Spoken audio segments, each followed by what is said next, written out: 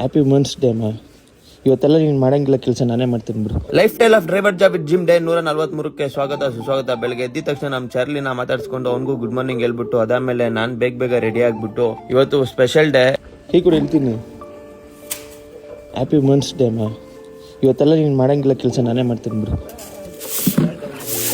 ನೋಡ್ರಿ ನಮ್ಮ ಅಮ್ಮಗೆ ನಾನು ಯಾವ ಥರ ಹೆಲ್ಪ್ ಮಾಡ್ತೀನಿ ನೋಡಿ. ಹೇಳಮ್ಮ ಒಂದು ಸ್ವಲ್ಪ ಬಿಲ್ಡಪ್ ಕೊಡಮ್ಮ.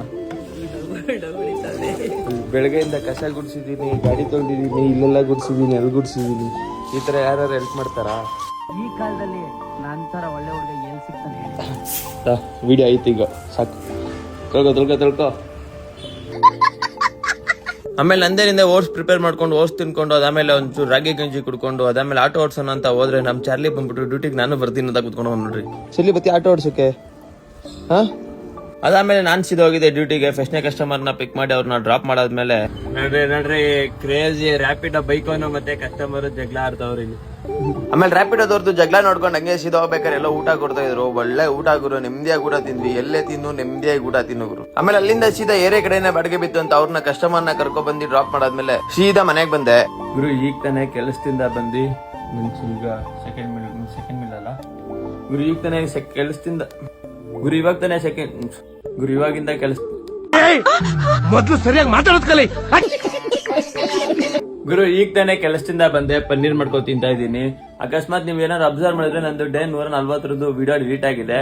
ಯಾಕಂದ್ರೆ ನಾನೇ ಡಿಲೀಟ್ ಮಾಡಿದೀನಿ. ಯಾಕಂದ್ರೆ ಅಲ್ಲಿ ಒಬ್ಬಂದು ಹುಡುಗಂದು ಹೊಡೆದಾಟ ಅದು ವಿಡಿಯೋ ಇತ್ತು. ಪಾಪ ಆ ಹುಡುಗ ನನಗೆ ಮೆಸೇಜ್ ಹಾಕಿದ್ದ, ಬ್ರೋ ಈ ತರ ನಾನು ಕಾಲೇಜ್ಗೆ ಹೋಗಕ್ ಆಗ್ತಾ ಇಲ್ಲ, ಮೀನ್ಸ್ ಎಲ್ಲರೂ ಅದನ್ನ ನೋಡ್ತಾ ಇದಾರೆ, ನನ್ಗೆ ಬೇಜಾರಾಗ್ತಾ ಇದೆ, ನನ್ಗೊಂಥರ ನಾಚಿಕೆ ಆಗ್ತಾ ಇದೆ ಹೋಗಕ್ಕೆ. ಅಕಸ್ಮಾತ್ ಇದನ್ನ ನಮ್ಮ ಅಪ್ಪ ಅಮ್ಮ ನೋಡಿದ್ರೆ ಅವ್ರು ತುಂಬಾ ಬೇಜಾರು ಮಾಡ್ಕೋತಾರೆ. ನಾನೆಲ್ಲೋ ತುಂಬಾ ದೂರದಿಂದ ಬಂದಿರೋದು ಓದಕ್ಕೆ, ದಯವಿಟ್ಟು ಡಿಲೀಟ್ ಮಾಡ್ರಿ ಅಂತ. ನಾನು ಅದಕ್ಕೆ ನನ್ಗೂ ಬೇಜಾರಾಯ್ತು, ಅಯ್ಯೋ ಈ ತರ ಕೇಳ್ತಾ ಇದ್ದಾನ ಅಂತ ಹೇಳ್ಬಿಟ್ಟು ನಾನು ಡಿಲೀಟ್ ಮಾಡಿದೆ.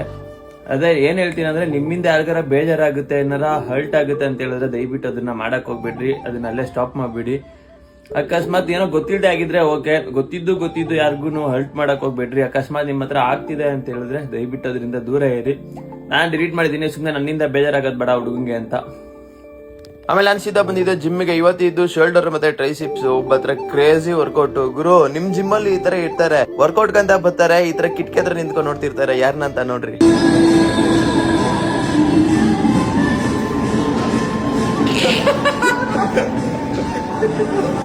ನಮಗೆಲ್ಲ ಗೊತ್ತಾಗೋಯ್ತು.